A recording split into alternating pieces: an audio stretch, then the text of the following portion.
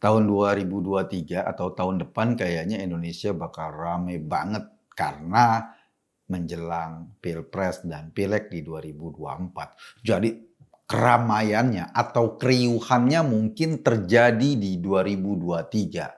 Proses pemilunya sendiri terjadi pada bulan Februari 2024. Nah, persiapannya itulah tahun 2023 atau tahun depan. Sebetulnya bukan tahun depan, tahun ini aja juga udah mulai itu kan.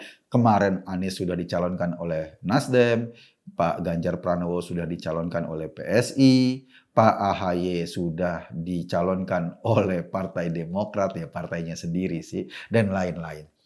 Ini suasana rame. Di Indonesia politik memanas. Tapi tahu nggak, ketika di dalam negeri dalam suasana politik memanas ini, orang-orang di luar, di seluruh dunia lagi panas dingin bro.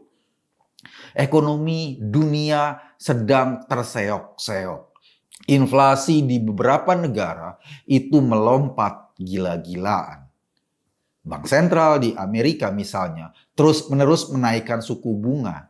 Akibatnya apa? Akibatnya dolar dari seluruh dunia balik ke Amerika. Itu mengakibatkan harga dolar berbanding terbalik atau harga dolar tinggi dibandingkan dengan kurs rupiah atau kurs mata uang dunia yang lainnya.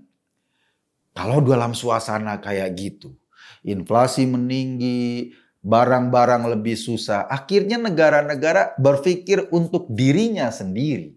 Misalnya India, dia sudah bilang ke dunia nggak mau ekspor beras karena untuk mencukupi 1, sekian miliar perut rakyatnya. Sementara kita tahu 35% beras dunia itu dihasilkan dari India.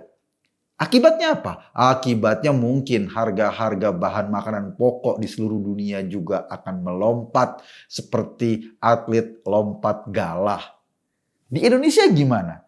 Ya suasananya hampir sama. Kan kita ekonominya terbuka, berhubungan dengan berbagai negara-negara di dunia. Mau tidak mau, ketika terjadi krisis di seluruh dunia, kita pasti kena imbas juga. Ekspor kita selain bahan makanan misalnya, ekspor barang-barang kebutuhan yang lain pasti akan terganggu. Kalau ekspor terganggu, berarti devisa kita terganggu. Atau kalau ekspor terganggu, perusahaan-perusahaan yang selama ini berorientasi ekspor harus menahan diri memproduksi. Akibatnya apa? Akibatnya ada tenaga kerja yang idle, yang tidak kerja. Akibatnya terjadi PHK dan lain-lain. Itu kita akan hadapi suasana ekonomi yang amburadul itu. Karena memang pengaruh dunia. Sebetulnya sih penyebabnya ada berbagai latar belakang. Yang pertama perang Ukraina sama Rusia. Kita tahu Ukraina sama Rusia ini adalah pensuplai energi buat negara-negara Eropa. Gas alam, minyak, dan lain-lain. Rusia misalnya sebagai negara penghasil minyak nomor 3 atau nomor 4 dunia. Ukraina penghasil gandum menjadi bahan pokok untuk masyarakat Eropa. Ketika gas alam terhenti, ketika ekspor minyak terganggu, ketika ekspor bahan makanan terganggu, ini mengakibatkan terjadi kekurangan bahan makanan di Eropa.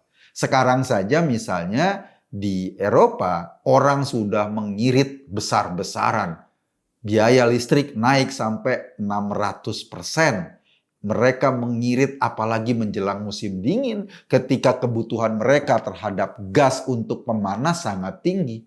Kalau gasnya terhenti, kalau gasnya tidak bisa sampai ke Eropa, beresiko loh masyarakat Eropa menggigil kedinginan. Ini menyebabkan suasana ekonomi menjadi sangat suram di 2023. Pak Jokowi berkali-kali sudah ngomong bahwa kita akan menghadapi gelombang ketidakpastian akibat ekonomi dunia. Akibat tadi salah satunya perang Ukraina dan Rusia. Yang kedua, disebabkan juga karena ada perubahan iklim.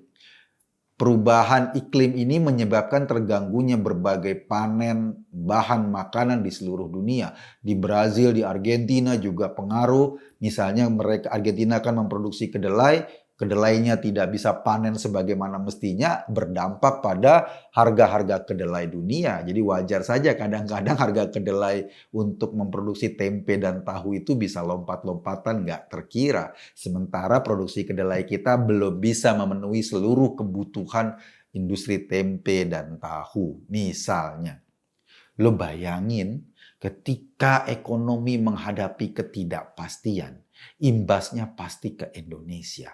Dan akibatnya buat masyarakat apa? Masyarakat sih nggak mau lihat apa penyebabnya. Kenapa kayak gini? Bahwa ini memang ada seluruh dunia merasakan. Pada masyarakat mereka cuma lihat ini loh dampaknya. Yang gue rasakan misalnya kemarin itu terjadi pengurangan subsidi BBM dan harga Pertalite naik. Demo gila-gilaan. Padahal ya itu tadi kan itu kan imbas ekonomi dunia. Apalagi kalau bahan makanan naik. Apalagi kalau harga-harga naik. Masyarakat kita akan mudah dikomporin untuk masuk dalam jebakan provokasi. Ini yang sering dikhawatirkan oleh Presiden Jokowi.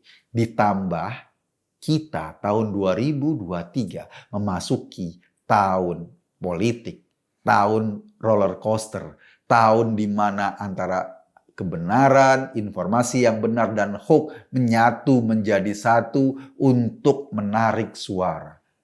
Suasana itu tentu saja sangat mengkhawatirkan kita. Apalagi kalau dalam proses politik ditambah dengan politik identitas, isu sara, saling mengkafirkan, saling mensesatkan. Wow, kita kayak masuk ke gerbang neraka. Gue cuma ingin menggambarkan bahwa tahun depan ini tahun yang lumayan complicated buat bangsa ini. Tahun yang menyeramkan. Gue sih percaya kita bisa melewati cobaan-cobaan ini sehingga kemudian kita bisa bergerak menjadi bangsa yang lebih maju. Seperti rakyat Jakarta yang bisa melewati cobaan dipimpin oleh Pak Anies Baswedan, cobaan sumur resapan, cobaan kelebihan bayar, cobaan Formula E yang sekarang bermasalah di KPK, atau cobaan-cobaan lainnya, cobaan ganti nama jalan. Kalaupun misalnya jalan kehidupan sedang susah, yang lain bagaimana mencari jalan alternatif agar kehidupannya lebih baik, tapi gubernur lebih suka mengganti nama jalannya. Itu cobaan-cobaan yang sudah dialami rakyat Jakarta, dan rakyat Jakarta sampai hari ini atau nanti pada saat Pak Anies lengser, kayaknya lulus cobaan terbesar dalam hidupnya. Gua percaya rakyat Indonesia juga bisa lulus dalam cobaan berikutnya ketika dunia sedang panas dingin ekonominya dan kita memasuki turbulensi politik yang mungkin akan luar biasa dampaknya bagi kehidupan kita. Asal satu, politik harus dilihat sebagai politik, sebagai ajang pencarian kekuasaan, sebagai ajang pertandingan dan amanat rakyat, siapa yang menang dan siapa yang kalah. Jangan dilihat politik dalam kacamata agama, haram dan halal, surga dan neraka, beriman dan kafir. Kalau politik sudah kita framing dengan cara kayak gini, tunggu saja kehancurannya. Karena itu tadi, suasana lingkungan mendukung, kondisi internal mendukung, ditambah dengan kafir mengkafirkan, surga dan neraka, ayat dan mayat, kita akan beresiko menghadapi konflik berkepanjangan. Kita berdoa semoga Indonesia nggak sampai kayak gitu. Orang-orang yang terbiasa mainkan politik ayat dan mayat, mudah-mudahan didoain tuh sama mayat. Gua udah meninggal, masih aja lo politisasi. Mudah-mudahan nggak menang.